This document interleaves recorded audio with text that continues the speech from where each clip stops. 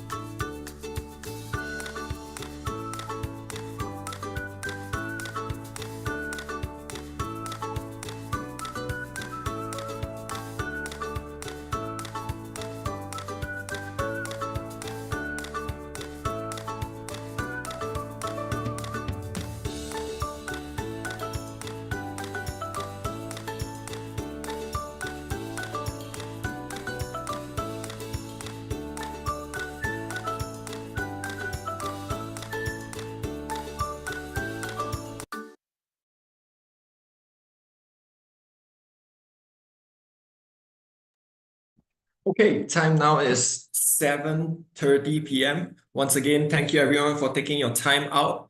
Without further ado, let us start the webinar.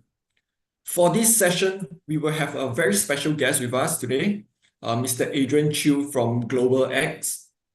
Following Mr. Adrian's presentation, I'll be touching on some relatable ETF before we hear from our PhillipCapital esteemed research analysts, Glenn, Iqban, Helena, and Zain, who will further explore the key strategies and stock pick for the quarter. So a quick background introduction for Mr. Adrian. Adrian is a seasoned financial professional with over 15 years of experience. In 2023, he joined Global X, responsible for managing the firm's client relations and spearheading the business development initiative in the Southeast Asia region. He also worked with a lot of institutional investors, private banks, family office, fund managers, and financial advisors, tailoring solutions related to the index strategies and ETF portfolios. So Adrian's educational background includes a bachelor degree in the business administration from Ottawa University, and he completed the Chartered Alternative Investment Analyst and the Certified ETF Advisor Certification Program. Without further ado, let me pass my time over to Mr. Adrian. Adrian, over to you. Thank you, Xiaoxiong, for the kind introduction. Thank you, Phillip Securities, for giving us, Global X ETFs and opportunity to share our market outlook for this year, 2025. Before I begin, I would like to, express our deepest appreciation for everyone who is joining us tonight. Good evening to all. I will take about 25 minutes to share about our analysis of the US economy's path into this year's when Trump takes office and focusing on some of the key themes, the economic performance and also the investment opportunity for 2025. Next slide, please.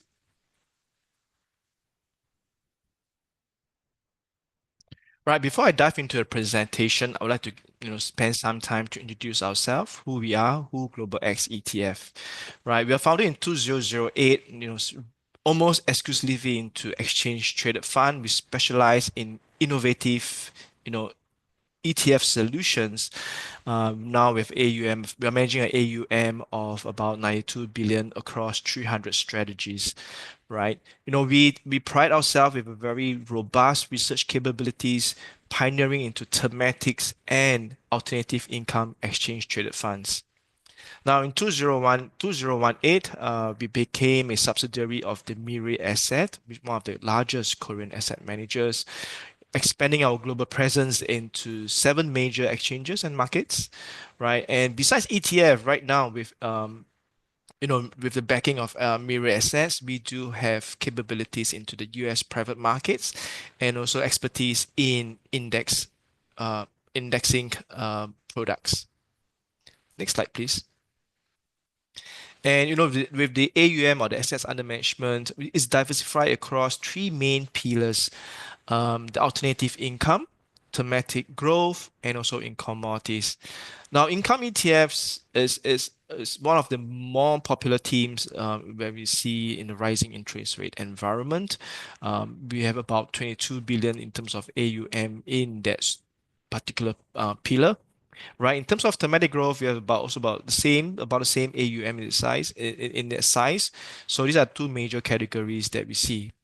However, we also observe investors are actually investing into our commodities ETFs, right, such as the copper miners and uranium. So indicating that the investors are actually expanding their appetite beyond, core portfolio solutions. And next slide, please. So, right, so they're saying like, how Global X select teams to launch new ETFs to be introduced on the US exchange or the 7 exchanges around the world. How do we have that crystal ball to look at what teams is the next possible team that the investors are looking at? So we are guided by this innovation S-curve, right? As the plots on the left is actually less developed, but of course, offer investors a higher reward potential, while more established teams on the right side of the S-curve, right, we are looking at more established teams, and then there's like a really a market breadth to that particular team. For example, social media. So hence we have identified about 30 teams, disruptive teams, and we have actually placed them along the different stages of the curve. Right, so this slide shows the adoption curves for various disruptive technological teams, right, mapping them into 5 phases as innovators, right to the right side of laggers. So emerging teams such as hydrogen, agriculture tech are actually more of the innovating part, right? And you can see right now the birth of AI and the peripheral of AI industry and sectors.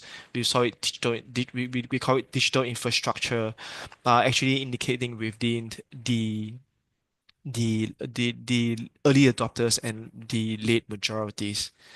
So with that, I would like to turn to the next slide, please.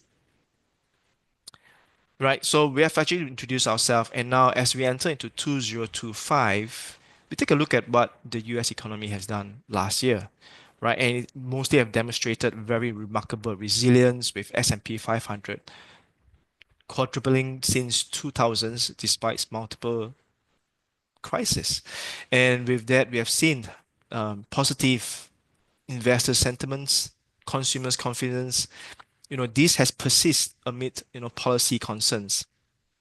Well, there were analysts saying that, with the equity valuation appearing very high, while we believe that a strong market fundamentals, and there's also multiple inflows supporting possible for further gains. And on the flip side of equities, on our house view is that we feel that fixed income do faces a bit of headwinds as there's a bit of interest rates, a kind of volatility, and then we see that actually driving demand into our alternative income strategies. So the US economy has outperformed it with the initial forecast of 2024, right? The initial forecast is that, GDP growth for US economy is range about 0.5 to 1.5%. But actually, looking at the actual quarterly growth averaging about 2.5% through Q3 last year. So what's driving this growth is actually the consumer spending. And the consumer spending has actually remained very strong at 3.5% growth in the Q3 of 2024. Right. So this is despite the end of the COVID-19 stimulus. This is defying analysts, expectation of a pullback. Consumer spending has remained very, very strong. So if you look at the graph on the right, showing the total GDP, which is actually highlighted in light blue, consistently exceeding the consensus forecast line. You could see that. And especially particularly from the Q3 of 2023 onwards, you could see that there's actually very robust consumption, which is actually highlighted in dark blue, and also very steady corporate investments and highlighted in orange, as these actually make up the main drivers of the GDP growth for US in 2024. Next slide, please. Right, so breaking down the GDP growth, the service sectors has been fueling the US growth, right? He has been a key economic driver for last year. Now the chart shows the service and the manufacturing indices since 1999, right? And details zoom in looking through 2021 to 2024. Now, so this shows that the service sector has been very resilient. Looking at the black line, right, consistently above the neutral 50 mark threshold. So if the line were to fall below the 50 mark, means that this either be it service or manufacturing is on a contraction mode, but above 50 means it's on an expansionary mode. So service sector for the US economy has been on expansion mode. It has been doing very well and has been above the 50 mark threshold, while manufacturing, which is in the red line, has been trending below 50, so indicating a contraction. Right, so we could see that service has been one of the sector has been supporting GDP growth for US. Now, on the labor side, well, there's a mild unemployment rise to 4.1%, right? So, but you could see that companies are actually withholding laying offs, and companies are still, hiring. And hence, with the robust, the strong labor market, this result in a very robust consumer spending in terms of traveling, in terms of dining itself. So you can see that the strength of the service sectors actually offset the weaknesses from the US manufacturing sector. And we can see that, with this strong consumer spending, there's persistent inflation in the service sector. And that's actually has been a concern for the Fed to look at whether to raise or to lower the interest rates. Next slide, please. And one of the orange bar within the total GDP growth is actually corporate investments. Why it's very important is because it drives productivity growth through technological kind of advancement, right? It creates jobs through infrastructure development and expansion. And of course, is that through innovation, it strengthens US long-term economic competitiveness, right? So again, this chart you see that is on the right, it shows that the mega tech companies are investing trends through 2024. So comparing to the S&P 500, excluding the Magnificent Seven versus the Bloomberg Magnificent Seven companies' capital expenditure and growth rate, you could see that overall the mega tech companies are still maintaining significant investments into the US economy, especially into AI, into data centers. So again, despite a broader, kind of like a slowdown in terms of corporate investments, the mega tech companies are continue to be aggressively investing into kind of transformative kind of technologies, such as AI and such as technology. And this has actually contributed about over 5% growth in investments, more than close to 8% in terms of equipment spending. And these sustained investments, particularly from the Magnificent Seven and beyond, remain very critical for US to maintain its economic growth and also, of course, its technological leadership. Next slide, please. And we could see that, the corporate activity remained a bit depressed across multiple matrices. And, with sluggish M&A deals last year, a very weak IPO market last year as well, what could actually drive or wake up, corporate activities next year is actually through deregulation. And through deregulations, that potentially unlock pent-up investments, encourage corporate investments and restructuring. So we could see that most of the capital are still still sitting on the sideline in private funds, into money market funds. But we believe that, while with the deregulations happening, probably when Trump take office and come Jan 20th, right? We could see actually we are just waiting for this sideline capital, actually waiting for more favorable conditions, more regular kind of clarity going forward. So to sum up this section, next slide, please. My apologies for that. Right, to sum up this section, how the US market did is that we saw that how solid the fundamentals are driving the market performance across various teams and sectors, right? So again, to sum up the market sentiment, we see a moderate or even moderate risk on sentiment that has actually particularly influenced the thematic performance. The key point to note that investments to boost productivity continue to enhance profit margins. So with profit margins being positive, that would definitely, float the market prices of these stocks itself. So I think with S&P 500 profit margins maintaining at above 12% since September 2021, we could see that S&P 500 actually show very robust performance. We have seen US equities continue to outperform international markets. On the flip side, the aggregated bond index, S&P aggregated bond index, generated a very modest positive 2% return. So that's a big overview. But if you were to look into the sectors in terms of performance, and sector leaderships comes from the financial, technology, communication services. These are all stand-up performance, right? And generating over 30% year-to-date returns on the average. Now, what's surprising to us is that looking through the data, the small cap stocks actually made a surprising comeback and even outperforming S&P 500 by 11% since July. Now, on the flip side, the laggards are actually into healthcare, material, and real estate. The next slide, please. Right, looking into a deep dive into thematics, which specific teams are actually driving the market performance? Right, definitely we have heard about AIs, and AI has definitely did, show very robust performance with 8% sales growth, maintaining about 12% margins, and looking at digital infrastructure, particularly into data centers, achieve an impressive 40% growth both in top line and also both in margins, profit margins itself. So some key trends that we see that's going to be disruptive is actually automation and also digitalization.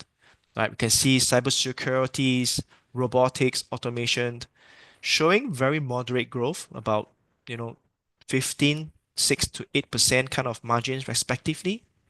US infrastructure did very well last year, maintaining a healthy 9% margin.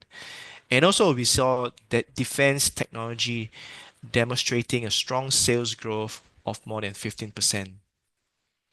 Right? And then we've seen some consumer teams, what we call contrarian consumer teams.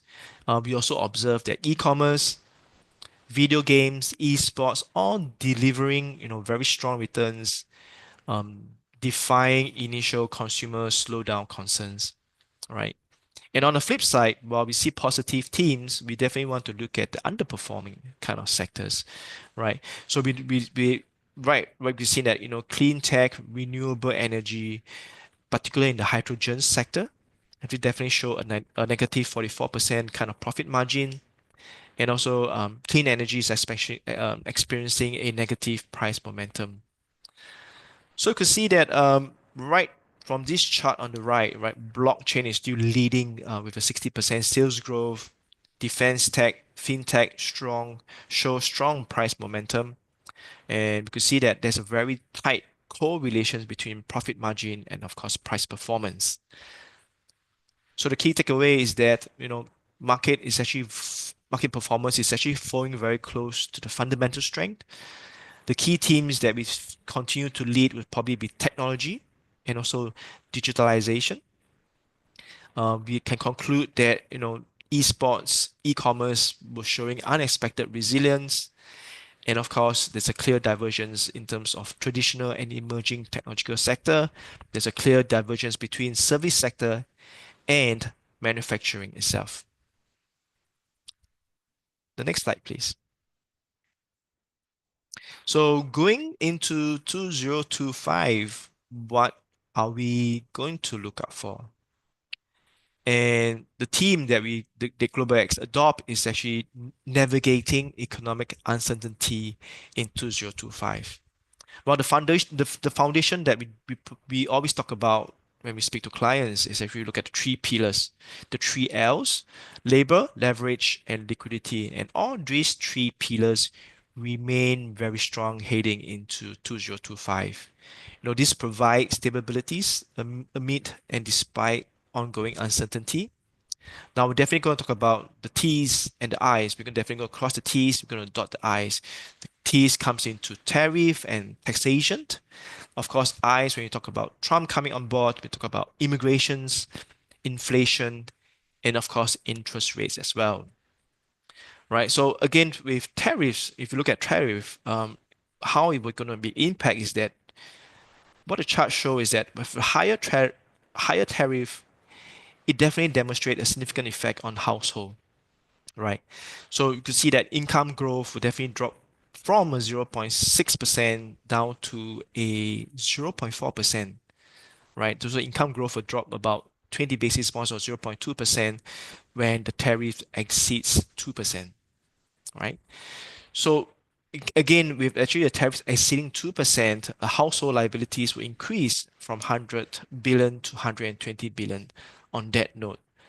So again, historical data shows that, if there is a tariff being implemented, they also show a 0.2% GDP reduction as well.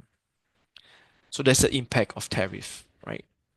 So again, the key takeaway is that, the economic foundation is still very stable, but, there is a close required monitoring going forward. Tariff creates, hidden consumer costs. They're essentially being passed through to the consumers. It will definitely reduce income. It will actually likely to incur higher debt for consumers. And also with this chart, we found that the study shows that the benefit of tariff tends to be temporary. The negative effect of tariffs tends to be more persistent itself. So again, the data shows that there's a very clear correlation with higher tariff is going to reduce the health of the financial in each household. Next slide, please. So again, how to counter the negative effect of tariff is definitely through tax cuts. So tariff and taxes, they both work in opposite directions. Tariff transfer money to the government, while tax cuts return it to the private sectors. And looking through our analysis, right, they show various impact across 4 scenarios, ranging from bull to maximal kind of case. So again, a base case project is that a 0.3% GP transfer from the private sector to the government, which this is actually when the tariff is being implemented, with the risk increasing as tariff rates rises, right?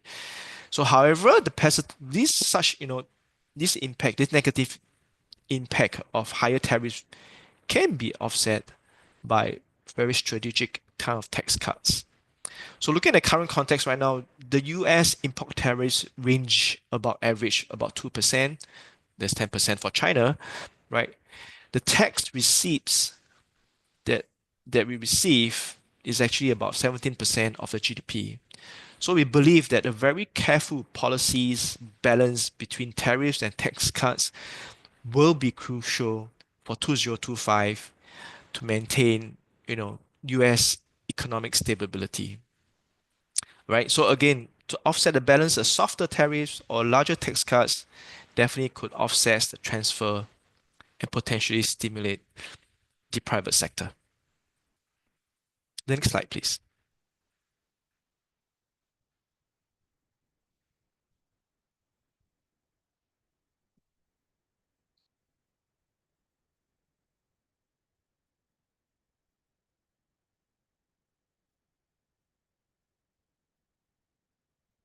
Right, for interest rates, we see that this is a chart that shows two key metrics from 1962 to 2022, right?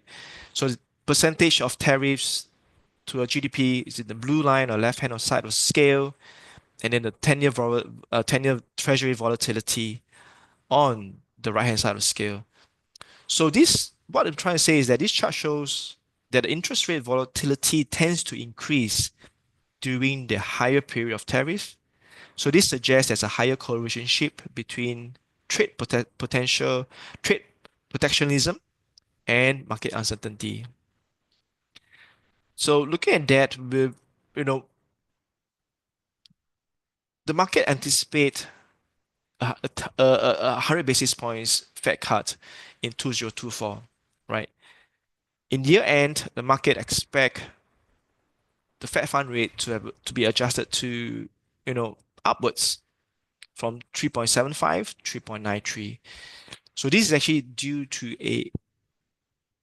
a renewed concern about inflation, right? With very strong service sectors, with tariffs passing on, prices, that could actually cause inflation. So with that, we look at um, the reduction of immigration could also drive up wage higher. The rising potential of tariffs may increase consumer goods, right? And of course, to counter that rising tariffs with a potential tax cut pose a risk of stimulating a demand-driven inflation. So again, we're looking through this volatility, you could see that there is a very close relationship between tariffs and market volatility. So with the current expectation of 4 to 25 basis rate cut in 2025, this is likely to be influenced by how Trump balanced tariff and tax policies going forward. The next slide, please. Right. So what we think is that manufacturing and the small cap investments is definitely going to take a center stage for 2025.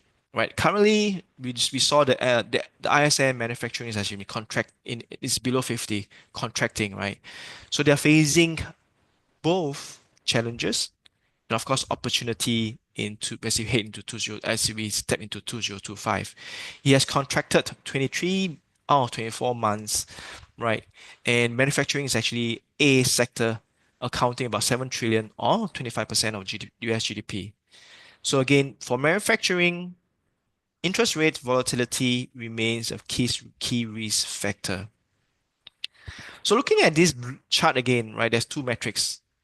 Again, tariffs as a percentage of the GDP, and also the manufacturing new orders in terms of orange line. So you could see that as tariff increase, there's a correlationship in terms of manufacturing activities. And so looking at this chart, we are actually very positive that there is a potential opportunity for the manufacturing sector for the US economy. Next slide, please.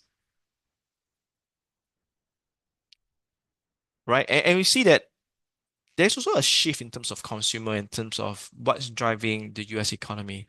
And that shift is actually into the service sector. And the service sector, has grown over the last few decades, right?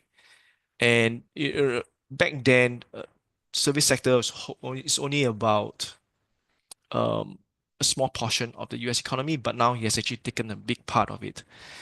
So we believe that despite negative tariff impact, the business services may offset consumer spending itself.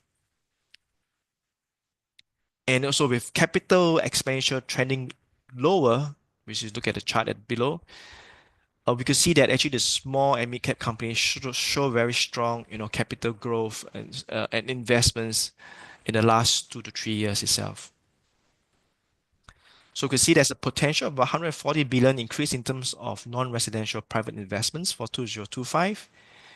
And the key takeaway is that while we believe that tariffs may pressure, consumers' services, but with continuous business investments suggests that the potential growth, particularly in the small cap, is actually very positive as we step into 2025. The next slide, please. So we look at the key valuations questions that we have for 2025. It's like, so now, with record high profit margin, is it sustainable? Would they revert to lower levels? Can earnings stability improve, despite market volatility? So the current S&P 500 forward P ratio is about 24 times. And right now in the market, about 73% of the S&P 500 companies are trading above 200-day moving averages itself. So I think with that, the manufacturing and the small cap recovery could definitely drive a higher valuation in terms of higher market growth, right? So looking at the chart itself, you could see that what it's trying to say is that with a higher profit margin is consistently correlated to higher multiples. And to consistently getting higher profit margins, we could see that companies are actually being more efficient by adopting technology and then that will definitely continue to lead potential expansion in terms of the multiples. We also could see that the market breadth are improving, this suggesting a very sustainable kind of valuation at the current market. So next slide, please.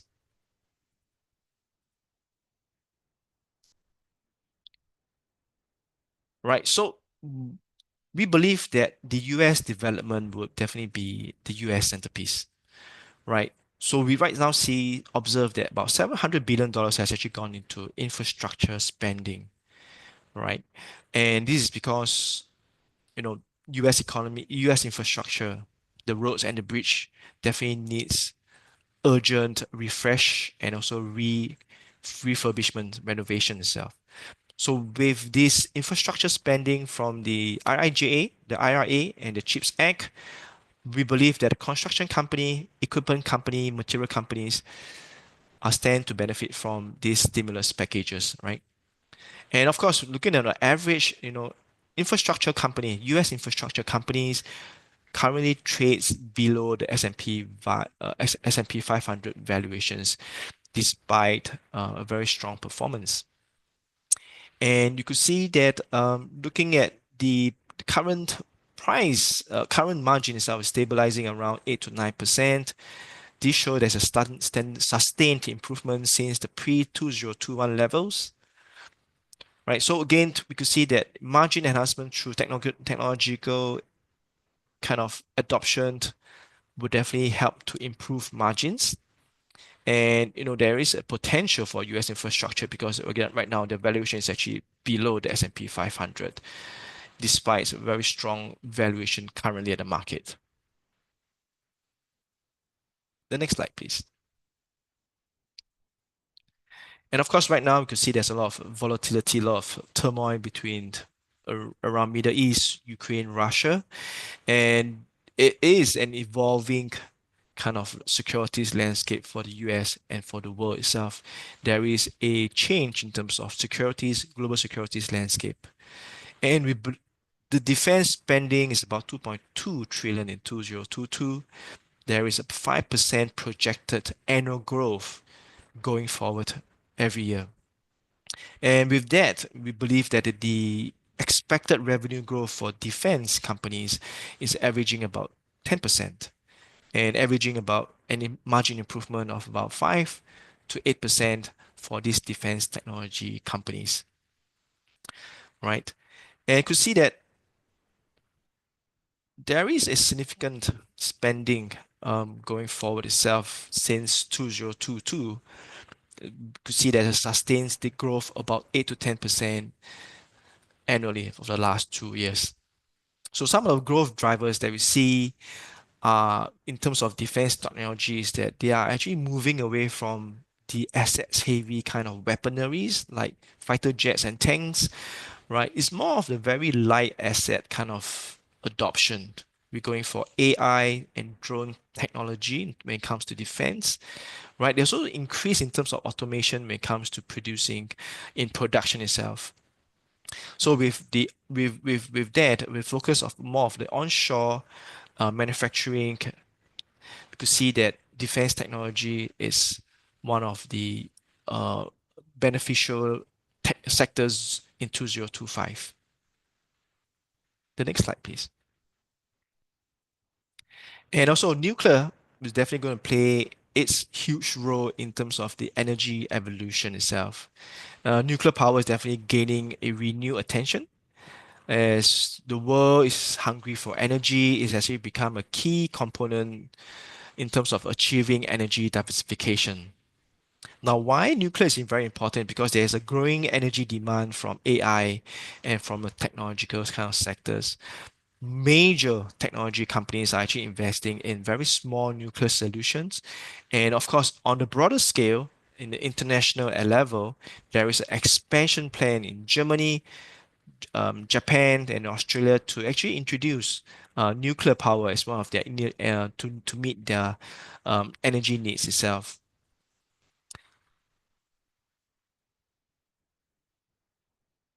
The next slide, please. So I'm really nearing to the end of my presentation. I just want to give you a quick sum up itself. So again, in terms of market performance, the S&P 500 has actually increased by more than 25% over the last year itself. Small cap has actually outperformed S&P 500 by 11%, right? The more, of course, on the flip side, to equities, bond market only generate about 2% return. What's leading the growth in terms of sectors are in the technology and also the financial sectors, ranging about average about 30% growth. To sum up the economic fundamentals and impact, tariffs, crossing out 1T's tariffs, right? Higher tariffs definitely going to this will correlate in terms of reduction in terms of reduced disposable income affecting consumer spending as the price increases. So again, with higher tariffs, of course, household debt definitely has a co-relationship will also rise itself. What to counter tariffs is definitely to have very careful, balanced tax cut that probably Trump would definitely will have on his chest, close to his chest, to actually balance, his tariff games itself. But besides service itself, we look at manufacturing, who have manufacturing sector who is contracted for 23 out of 24 months, right? There are signs of improved margins, profit margins for manufacturing, right? Small cap spending in terms of corporate investments have shown positive investments, and we could see that with higher capital investments into capex, right? Definitely would relate into better profit margins and definitely have a better stock price itself. To summarize, some of the three key themes that we look that would stand favorable regardless with bipartisan sign of support, Republican or Democratic, is that we believe that the US infrastructure will stand to benefit going forward. It's going to be an evergreen a theme for the near term, right? With tailwind expected that there's about $700 billion of stimulus waiting to be injected to refresh US infrastructure. And of course, we look at defense technology. We live in a very volatile world right now. Defense spending, we're expected about 5% annual growth going forward, reaching a $2.2 trillion in terms of spending. Right? Profit margin will definitely increase when traditional companies adopt technologies to improve efficiency. So with that AI or AI and technology efficiency, we could see there's a stronger demand for AIs, and definitely with stronger AIs, there's definitely a huge consumption in terms of energy, and that relates to the alternative energy solution in terms of nuclear power. Nuclear power is definitely gaining attention to achieve the energy diversification. And with that, I would, hand over to Xiaoxiong to talk about the relatable ETFs. Hey, thank you so much, Adrian, for the outlook of 2025 by Global X. So I'll be sharing some relatable ETF here by Global X as shown. These are 5 of the ETFs that I will be covering with respect to the market outlook provided by Adrian earlier. So next slide is the disclaimer to remind everyone that this webinar is provided for your general information. It does not constitute to any investment advice or recommendation. So self-due diligence is still required for any sort of investment made. Next, I will be covering the very first ETF, PAVE. This is the Infrastructure Development ETF. This ETF mainly focuses on the producers of raw materials, construction equipment producers, industrial transportation, and engineering services. So the market cap is about 8.5 million with an expense ratio of 0.47, which is relatively good for a sector-based ETF. If you look at the top 10 holdings, it's well diversified in the industrial and material sector, giving it as a good defensive ETF. And I'll show you why. So next slide. You will see the chart itself. I've actually highlighted the high interest rate environment for you to see. Despite the high interest last year, this ETF actually performed relatively well if you look at the performance right at the bottom right. This is also due to a lot of government initiative as mentioned by Adrian earlier. And recently we have the Nippon Steel trying to acquire US Steel as well, which was rejected by Biden earlier. So US Steel has very strong interest in their domestic produce. And we are looking forward to Trump's return to become more self-reliant. So the next ETF that I'll be covering will be the SHLD, Global X Defense Technology. So this is a pretty new ETF if you look at its inception date, about 1 year plus. AUM is still below 660 million, but it's considered relatively okay for a new ETF. Once again, sector focus, we are looking at a 0.2 to 0.5% expense ratio, which is good. There will be definitely more technology threats globally as AI, move on and developed. So more products and services are necessary for the government to protect against threat and gain preparedness and response. So if you look at the top holdings, we are looking at companies like Lockheed Martin, Thales, RTX, Palantir, mostly national defense company. And for the country breakdown, you see majority distribution in the US, followed by UK and Europe. So next, the chart itself, it's been growing relatively well. ETF aligns with the Department of Defense AI Task Force. I think recently the task force has been tasked to set proper measures against the generative AI, which is the current hype, and that more protective AI measures will be in place to mitigate any security risk or citizen security risk. So next, I'll be covering on the Global X uranium. This is one, or if not the biggest uranium-focused ETF. It's been around for very long. If you look at the inception date, it's 2010. Size is about 3.57 billion in size. Then expense ratio is about 0.69, which is relatively okay for a commodity expense. And with that, Poems is also providing trading across Canada right now. So if you're interested in Canada company-specific stock, you can trade through Poems. If not, the uranium ETF still remains as a diversified uranium-focused ETF listed in the US. If you refer to the geolocation, you will observe that high presence are in the Canada and Australia, which are the 2 biggest countries within the mining industry. Next up, we have the chart itself. So you can see after COVID and Biden took office, there was a green movement to move to clean energy by 2030 and 2040. and then you see the increased interest in uranium. So 2023 is the AI hype, but AI, you also see a surge in energy demand to support the AI energy consumption. So this ETF remains attractive, and there is emerging energy opportunity. Performance-wise, very good. Year to date is already 9.34%. But past 2 days has been down slightly, so it may differ. Next will be the DTCR ETF. This is the data center and digital infrastructure, which mainly focuses on REITs and digital infrastructure for data centers and technology use. So a relatively small AUM, but has a lot of potential in growing due to the high demand of AI and data center. Country-wise, we are looking at US and China focus. ETF is once again REITs focus, and if we are projecting that there will be a high potential and rise in AI and data center. So let us take a look at the next slide, which is referring to the technical chart analysis. You look at the chart itself, there's high potential, especially after ChatGPT and Google's AI coming in 2023 September.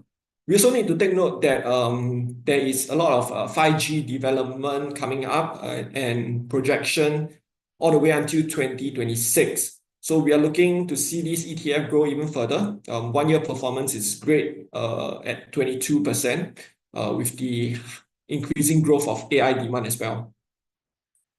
So next will be the very last ETF that I'll be covering. It's the Artificial Intelligence and Technology ETF, the AI hype. We're looking at 2.7 billion AUM, roughly 0.68 expense ratio for a very niche portfolio management.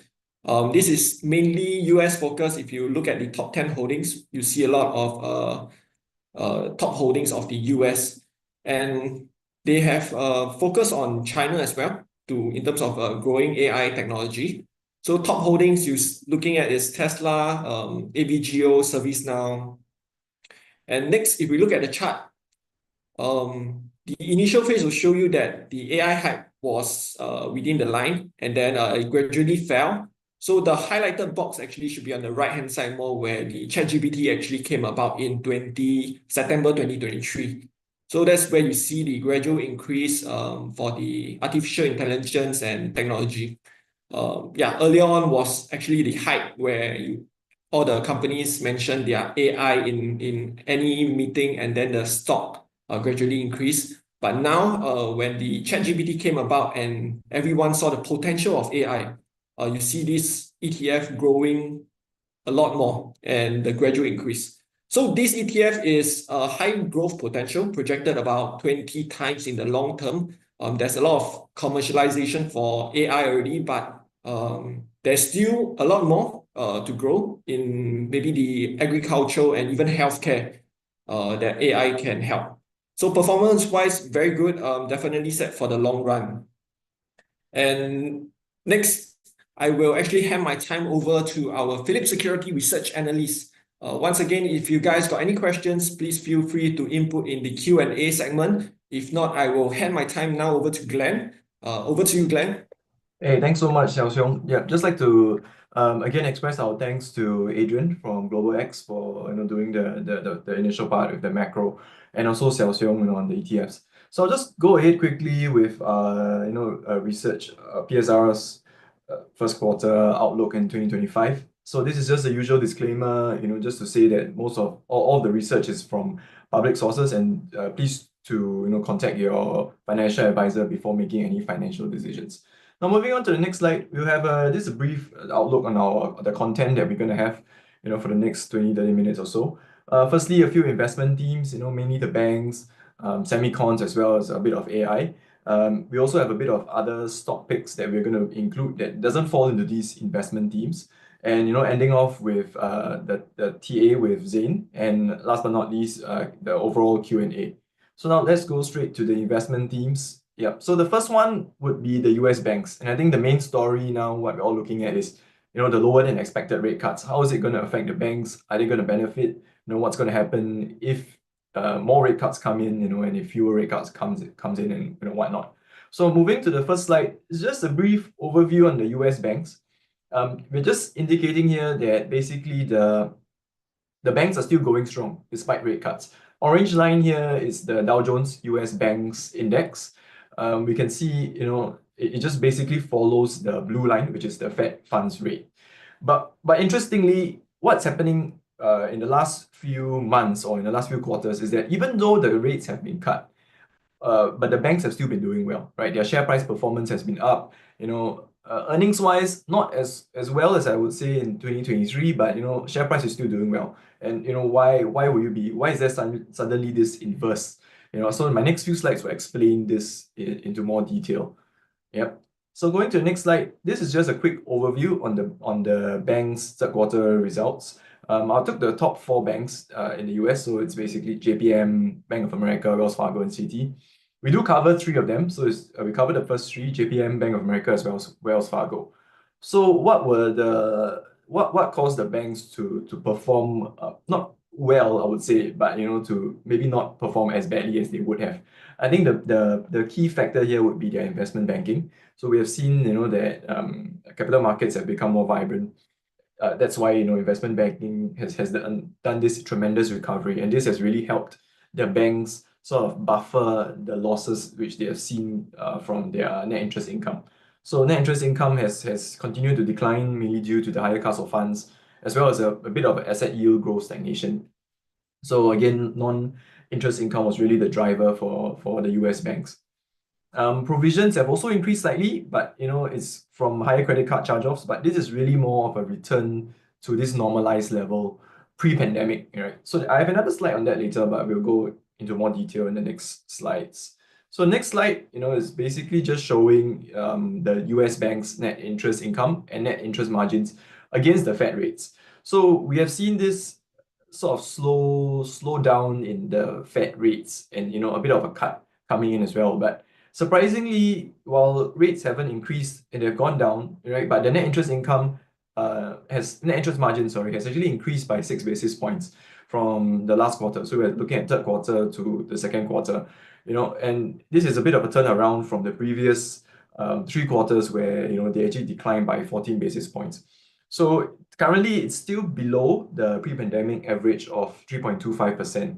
And it's this increase in net interest margins mainly came from the higher consumer loan income at the largest banks, as well as higher real estate loan income for the rest of the industry. Moving on to the next slide.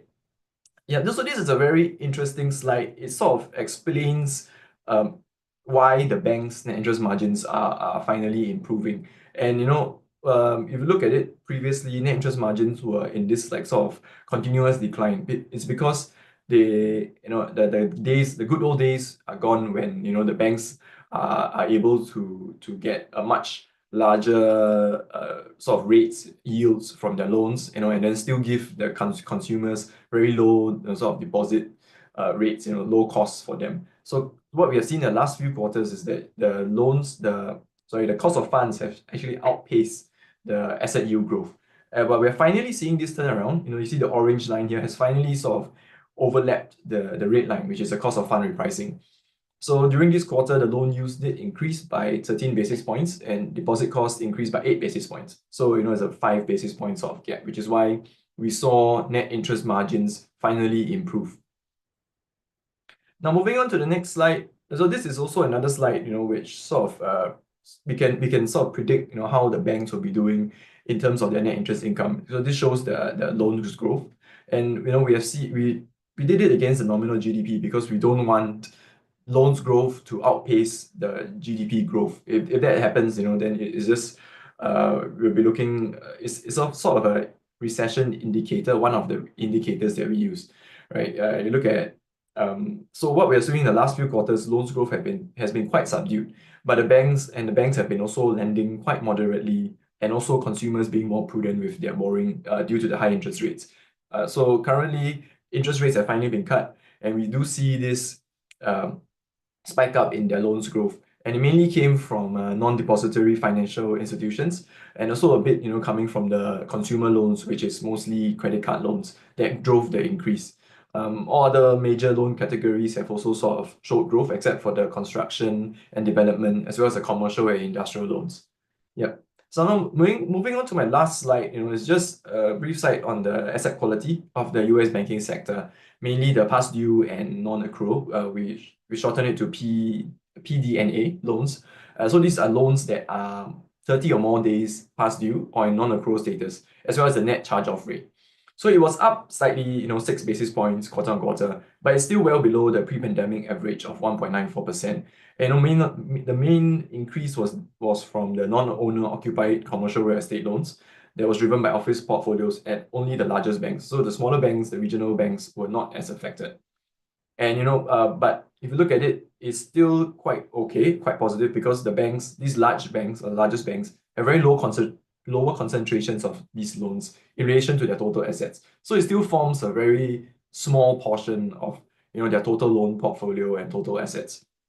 And net charge-off rate was down marginally, but still 16 basis points higher than a year ago.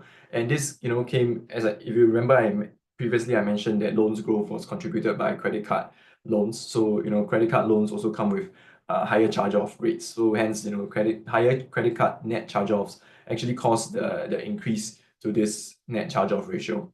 So this is something to look out for the banks when you're looking at their NPLs.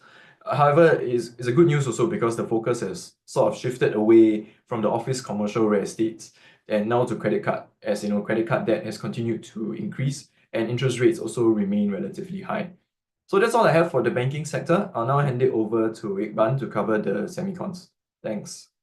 Thanks, Glenn. Hi, I'm Iqban, covering US Semicons. So this is the second theme for our presentation tonight. Semicons, having room for growth. Next slide, please. Yeah, so this is the worldwide semiconductor revenue growth for the last 3 months for the blue line. And then for the yellow line is the last 12 months revenue growth. So as you can see, from 2003 to the most recent data in October 2024, there has been cycles of worldwide semiconductor revenue growth. There's peaks and troughs. In 2024, there's a significant demand for AI because there's a lot of ramp up in capex from hyperscalers to invest in their data centers AI. So as you can see in the yellow line, we still believe there's the trailing 12 months growth has not reached its peak yet, and we do see that the growth will continue to at least the second half of this year. And for now, we think that the growth will slow beyond the second half of this year following the shipment of NVIDIA's Blackwell, as Blackwell is leading the charge in this semiconductor revenue growth. Yeah. Next slide, please. Yeah. So we do have a positive outlook for semiconductors, as you can see in this slide itself. These are the different semiconductors split into their respective categories in, for example, processors, memories, equipment, and foundry. We cover AMD and NVIDIA.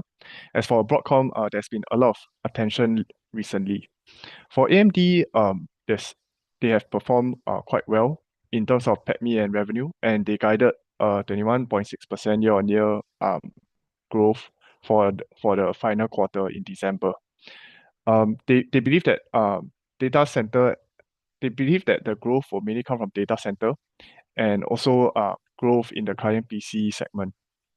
For NVIDIA, Blackwell is in full production this year. They provided a very strong guidance of almost 70% for the last quarter year-on-year this year. And we believe that Blackwell will start shipping this year. We will cover more on AMD and NVIDIA in the next 2 slides. For Broadcom itself, we don't cover them. However, there's been a lot of attention recently because they provided very strong guidance on its AI segment all the way till 2027, which is considered quite a long run within semicons itself. Management for Broadcom do believe that the growth in its AI segment will come from hyperscalers building their own custom AI accelerator chips, also known as XPU. Next slide, please. Okay, so for moving on to NVIDIA, as you can see, revenue has been ramping up quite a lot this year. Sorry for the confusion. For the x-axis, based on NVIDIA's fiscal year, their FY25 is basically 2024. So their FY is is leading the actual year by 1 year itself. Yeah. So if you see 3Q25, it actually refers to third quarter of last year.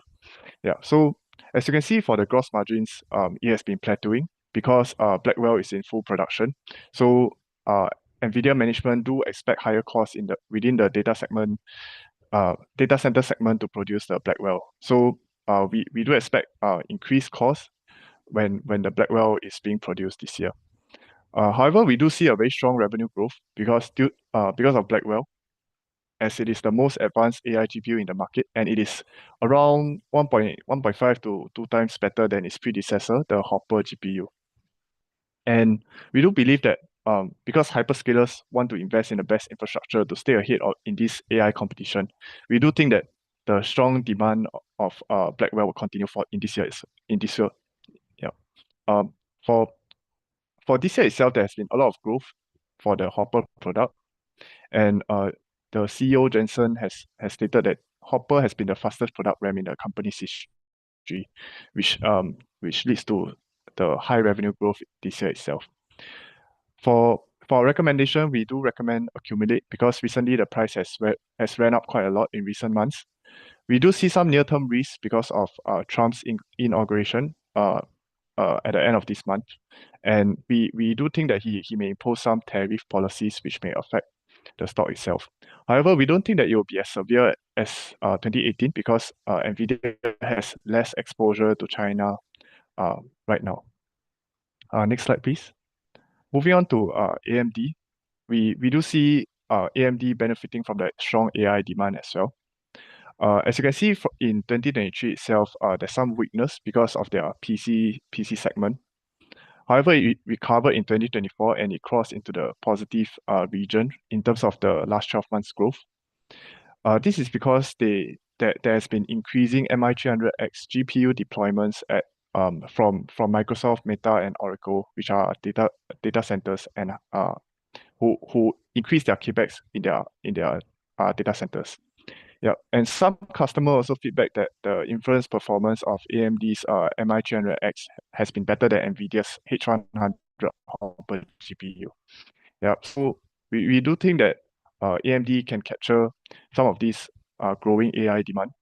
And there's also been demand for their EPYC server CPU processors, which they are capturing larger CPU market share from Intel itself. So for AMD itself, we have a buy recommendation because we see continued growth in demand for AI chips in 2025. And we do believe that this strong AI demand will benefit AMD as well because data center segment represents more than 50% of its revenue. And we believe that AMD increasing its PC CPU market share from Intel is also a massive growth driver for them as well. Yeah. So that's all for my part. I'll hand over the time to Helena. Thank you, Ben. Now I'll be sharing our third investment theme, which is AI cloud. So cloud computing has definitely been a very prominent topic in the recent years. Moving on to the next slide. We take a look at the public cloud revenue, which is calculated by aggregating the cloud revenues of the three major players, Microsoft, Google, and Amazon. We see a rapid growth trajectory, which is projected at around 22.3% CAGR over the next 2 years. So the key growth drivers include the ongoing digital transition from companies migrating workloads from on-premise to the cloud. Also, the AI boom drives cloud computing demand as businesses build, train, and deploy generative AI applications rapidly. We're still at a very early age of this trend because right now we still have more than 75% of the AI spending still on-premise instead of cloud. So imagine the potential there. Moving on to the next slide. So we do see big tech companies like Microsoft, Amazon, and Alphabet has increased spending on AI infrastructure in order to meet up with the computing demand since the second half of 2023. So in the last quarter, CapEx actually went up to almost 80% year on year. So they are investing to build out new data centers as well as procuring specialized GPUs to train and run the AI models. CapEx has dropped significantly in 2022 as enterprises reduce their IT spending and trying to optimize resources due to macro uncertainties. But now for sure, there is an uptrend that does not seem to be slowing down. Actually, all three companies, they have indicated that their CapEx will continue growing in 2023. So higher CapEx spend by cloud providers will lead to higher revenue due to infrastructure capacity expansion, and enhanced capabilities. So that's definitely good news for the cloud sector. Moving on to we actually cover all the three major players in the cloud sector. So the first is Alphabet. Alphabet is definitely effectively monetizing their AI investment. Their cloud surged 35% year-on-year in the last quarter, which is their largest growth in the past 2 years. So its suites of AI power solutions were definitely the key drivers in attracting new consumers and supporting larger deal wins. Their cloud operating margin also increased to 17% compared to 11% in the previous quarter. So we anticipate this continued sequential growth for cloud due to the advancement of AI. There's also another big arm for Alphabet, which is their advertising. So their advertising growth also remain really resilient. This is because it benefits from the election-related political spending towards the end of the third quarter of 2024. Their AI overview, which is powered by Gemini, is one of the main products that drives growth. So they're now seeing users asking deeper and more complex questions, and this potentially create more significant opportunities for future monetization.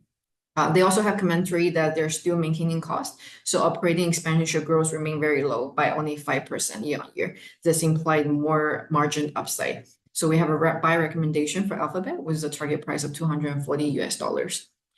The next one in the cloud sector would be Amazon. Next slide, please.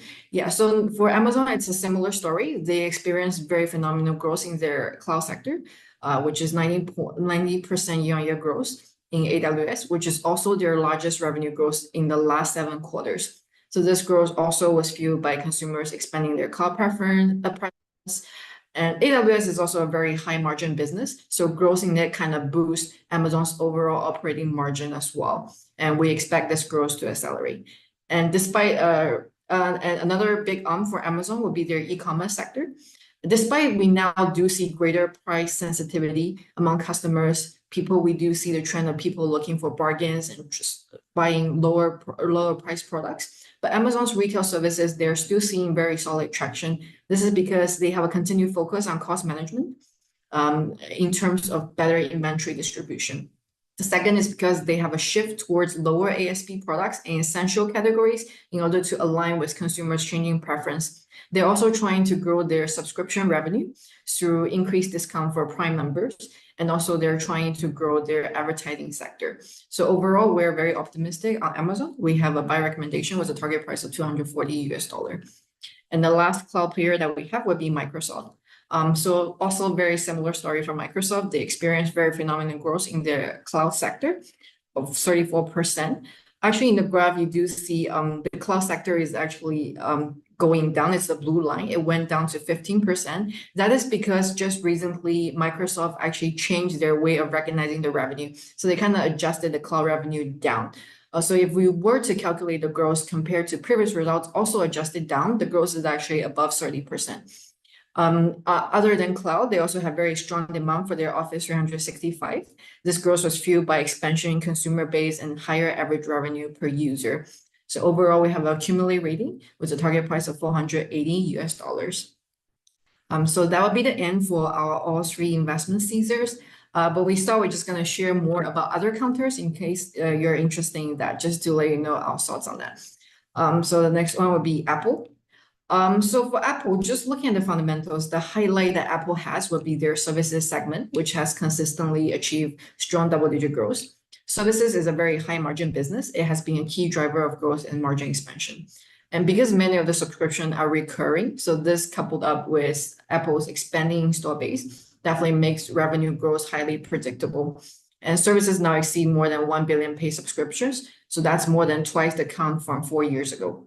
Product growth have been rather flat, and there's a weakness in China where Apple seems to be having a very hard time competing with local brands for more than a year now. What we are optimistic is the gradual rollout of Apple Intelligence. We think it will positively impact the iPhone replacement cycle in FY25 and 26. iPhone growth has been really flat in the recent years. Their last peak would be in FY21, where iPhone sales grew 39% year-on-year. We believe a 3-year cycle is ideal for prompting the consumers to consider upgrading their gadget. And this combined with the rising interest in Apple Intelligence, we think it should support long-term earning growth for Apple. So overall, we have a cumulative rating with a target price of $235. The next one would be Spotify. We're seeing for Spotify, monetization is the key driver.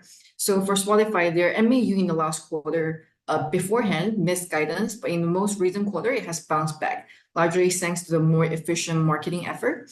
This, alongside with the premium subscription, kind of support their total revenue growth. And their gross margin improved sequentially for the fifth quarter. This is because their premium gross margin was the main contributor of monetization when they continue to improve their prices. So Spotify also briefly spoke about their plan for FY25, leaning predominantly on user growth and price increase as well in order to be their key growth drivers. So this indicates more price increase in FY25, so which we're quite optimistic about. So overall, we have a cumulative rating with a target price of $485. Move on to the next one would be C. So C Limited has actually seen growth across all businesses. Their e-commerce sector has seen very strong growth in gross order and GMV, supported by a higher commission take rate and also higher advertisement revenue due to a higher take rate in advertisement. Shopee's revenue surged by 43% year-on-year in the last quarter. This is their fastest growth in the last 9 quarters. So this is really healthy growth in both revenue and profit. Their C Money also has experienced a very strong, healthy growth together with their gaming sector. So their gaming sector, even though the numbers does not look very good, they actually show a very strong positive user trend with their QAU and QPU both growing very strong. The reason the numbers are not exactly pretty is because of their GAAP treatment.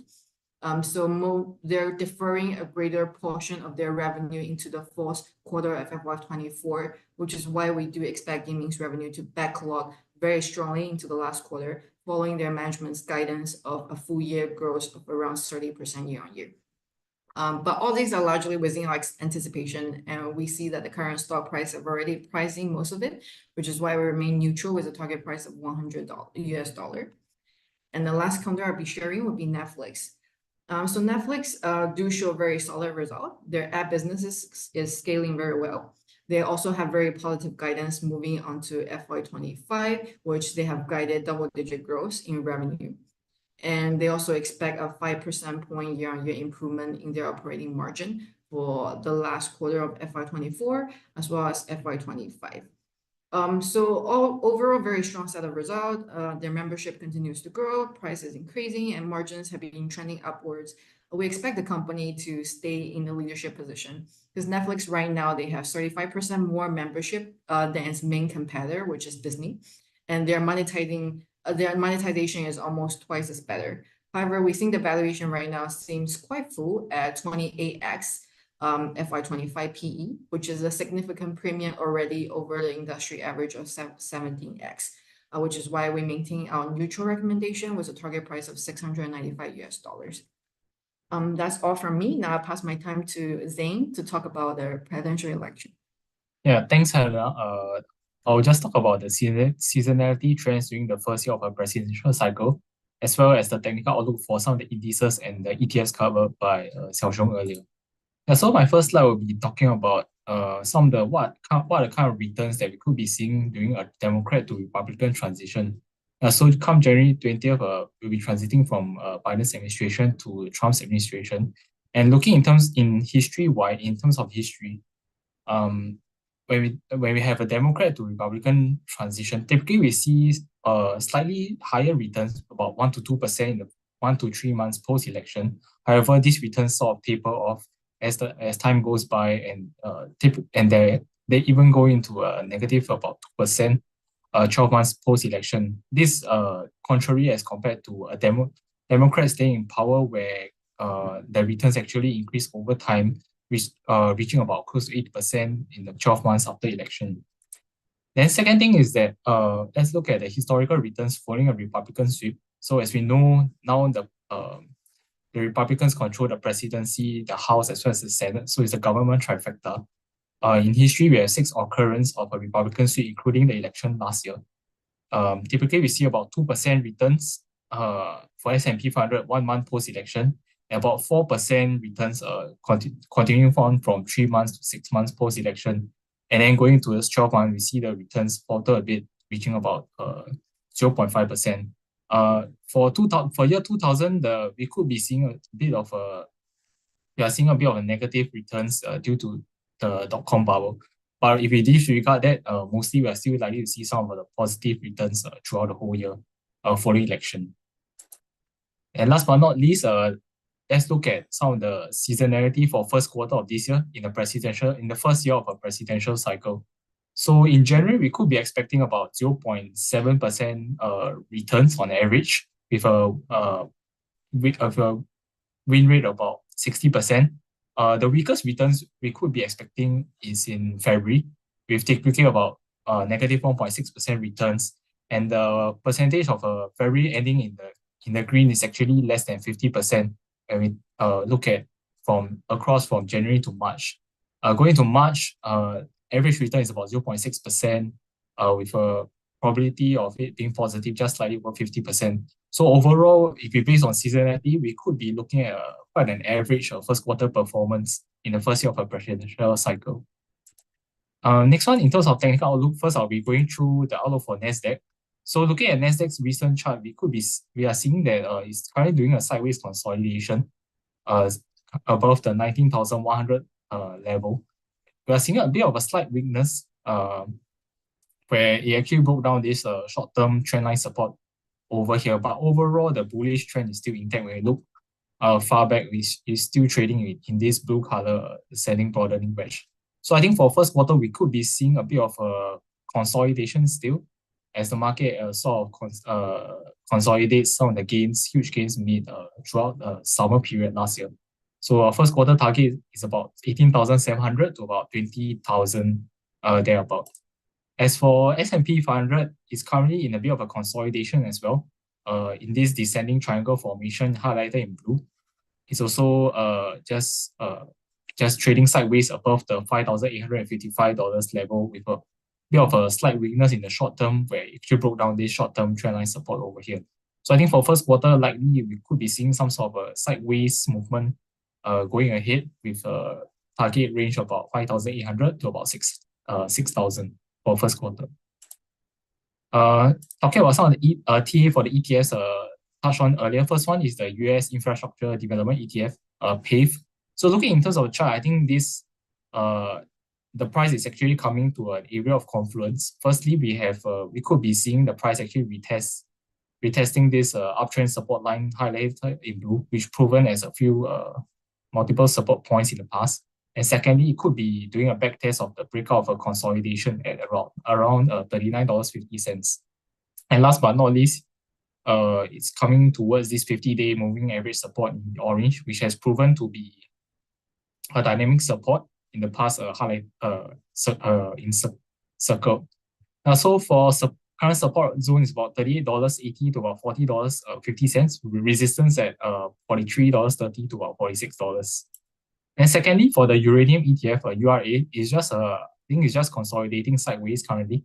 I think if investors are looking to buy into the ETF, they could be looking at slightly lower prices, maybe perhaps closer to about $23, $24, as it's currently just in the range consolidation. Price is actually respecting this 150-day moving average support in purple, where previously it was a dynamic resistance which turned into a support recently. So in terms of support to actually look into is about $22.30 to about $24.80, with current resistance at $28.90 to about $32.80. And last but not least, for the Defense Technology ETF, SHLD, we are seeing a bit of a slight short-term weakness settling in for this rather new ETF, as it's currently just trading outside of this uptrend support line highlighted in blue. However, it's still holding above the horizontal support at about $37.30. So it's just some short-term weakness. However, if there's some slight further weakness ahead, I think investors could be looking at the support zone about $34 to $35.50, with the current resistance at $38.20 to about $39.70. So that's all for the technical analysis portion. I'll just be flashing our PSR US stock coverage over here for a while, just to take a look. And yeah, we've come to the end of our presentation. Thank you for your kind attention, and I think we'll move on to the Q&A segment. Thanks. All right. Thank you so much, Zane, Phillip Security Analyst, and Adrian for the presentation.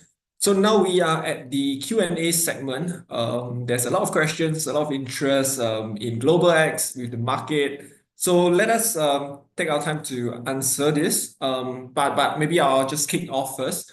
I will answer the questions on the ETF. I think there are a few. Are these ETF that was presented earlier listed, or are they, and are they listed on POEMs for trading? So the answer is yes for both. They are listed on US exchange.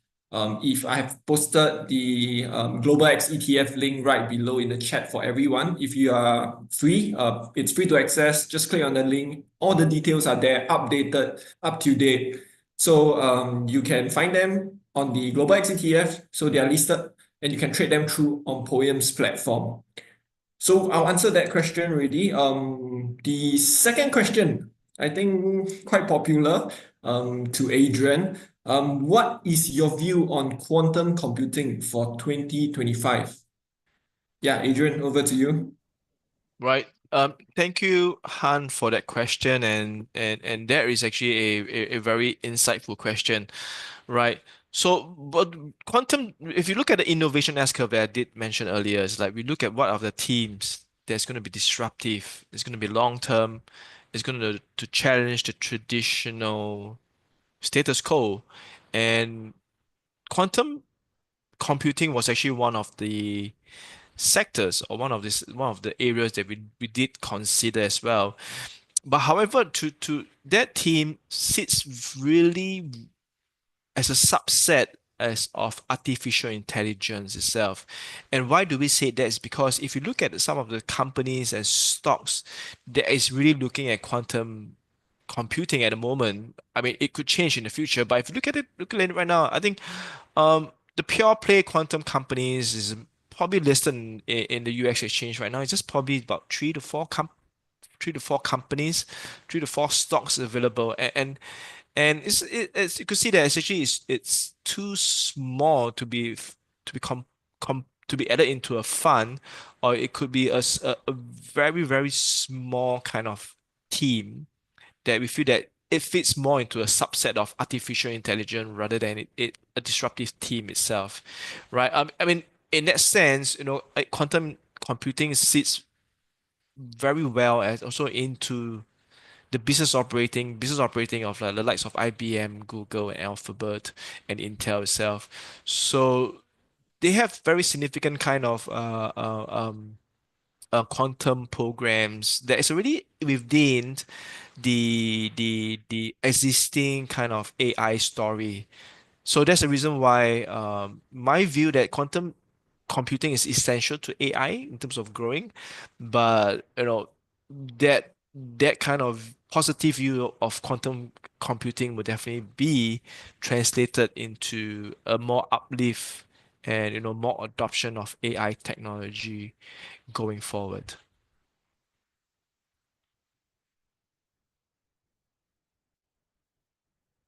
All right, Xiaoxiong, next question, please.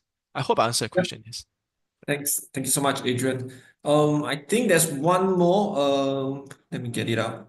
Yeah. Yeah, I believe you have mentioned in your presentation earlier, but maybe I missed.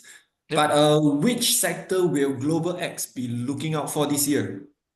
Right. So as mentioned in this PowerPoint, in this presentation, is that we are very optimistic with the US infrastructure because definitely US infrastructure is really in a dire need to have a very urgent kind of up to improve right now. I've been to US and I spoke to clients who went to US to say that the infrastructure, the roads, the bridge is really old. That three bills, the Infrastructure Investments and Job Act, the Inflation Reduction Act, the CHIP Acts, all these three acts, and with the stimulus of over $1.2 trillion, is definitely going to be a tailwind for the US infrastructure as a team as its whole.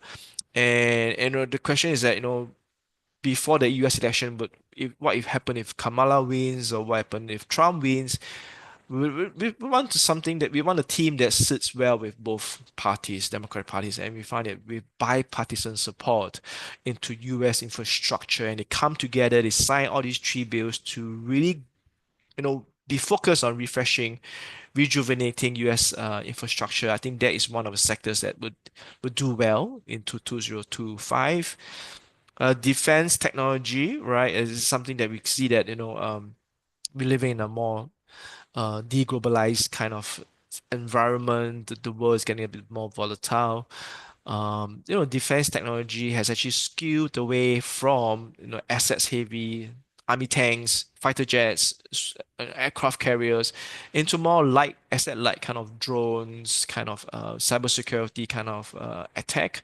Imagine a cyber attack on trains in US. Imagine the disruption that it will cause to the US economy, and how it would come to a standstill itself. So defense technology is very crucial.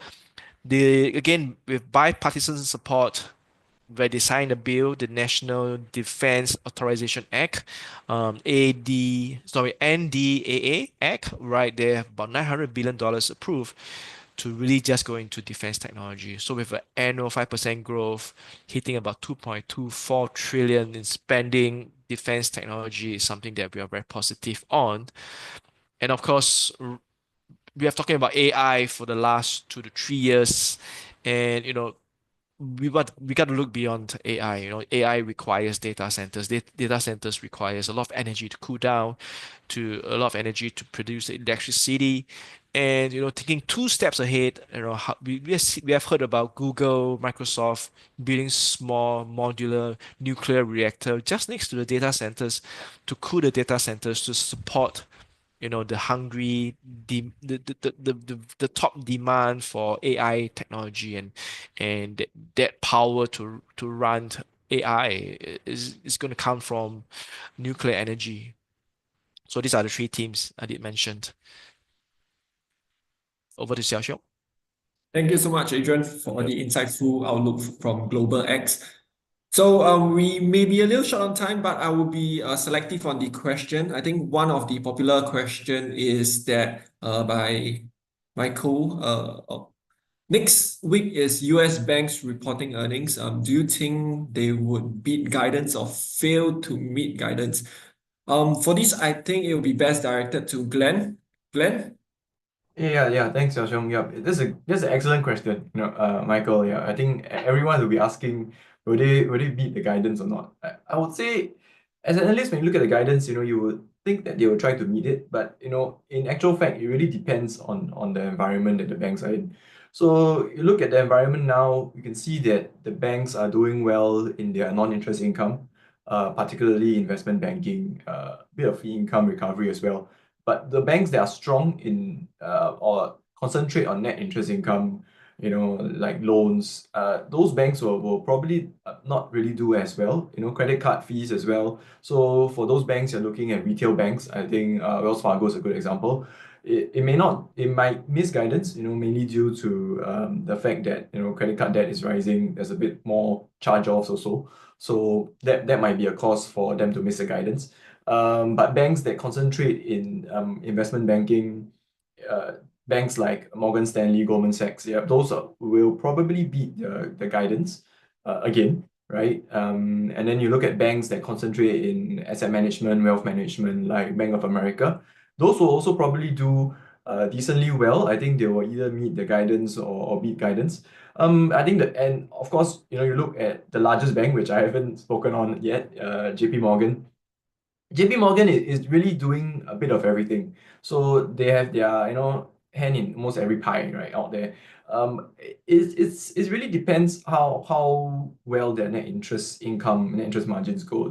Previously, the last few quarters, they have been able to maintain it, at least, in the minimum. So that will be quite an interesting figure to see, how will they maintain it, and if they can surpass the other banks in maintaining their net interest income. So I think JP Morgan, I think they should beat their guidance. They have been doing it, for the last number of quarters already. So I think no issue on that side. Yeah, so I think that's all for the banking question. I'll now hand it back to Xiaoxiong for the next one. Thanks. Thank you so much, Glenn. All right, still a lot of questions coming up. I think there's one regarding semicon. Semicon has always been boom and bust cycles as evident from your chart. And it looks like it's peaking in 2024. So why are you confident that there is still room for growth?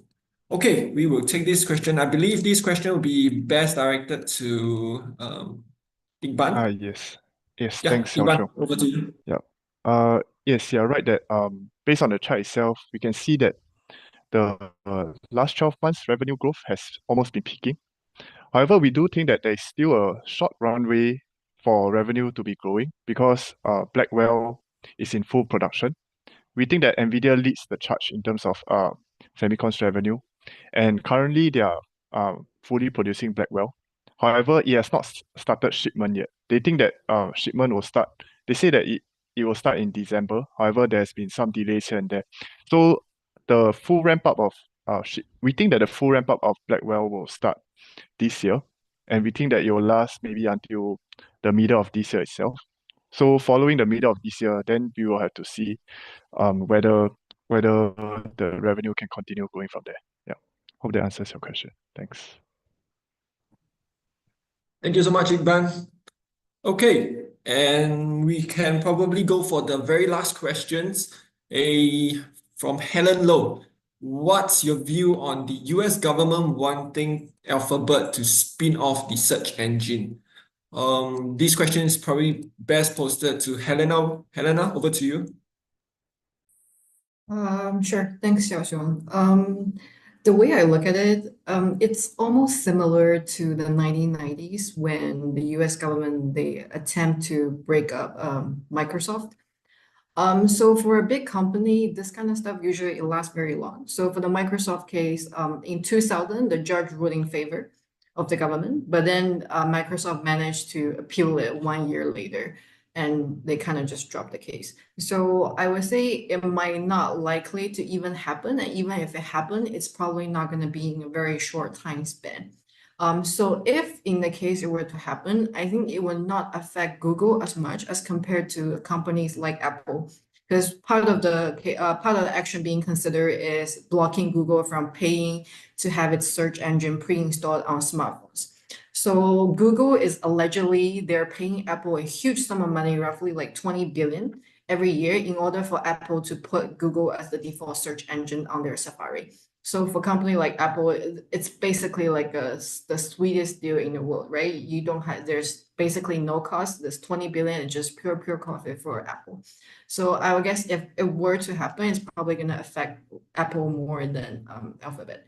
But again, it might not even happen. Even if it happens, it's going to be in a very long time span. So I hope that answers your question. Thank you so much, Helena. Okay, it's 9 p.m. I'm so sorry for the rest. It's really there's a lot of questions coming in, so we apologize for that. So thank you to all our speakers once again for the presentation and interactive Q&A. We now have come to the end of the webinar, and we would like to thank all of you for joining. So for this session just now, we will be uploading the recording to PhillipCapital's YouTube channel. You may view the recording on the webinar on your own time.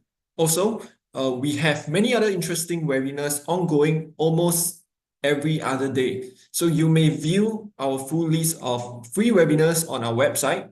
Do take your time to fill in the survey so we can improve your experience with us in the future. You may scan the QR code and copy the survey link and post it on the tab. So we also have a community slides later, but this is our investing communities to get free access of full research report and discussion on technical analysis, which Zane will be posting. So once again, thank you all for joining us today and the very last session. We hope to see you all next quarter. Stay tuned and take care. Okay, have a good evening, everyone. Thank you so much. Thank you, everyone. Thank you.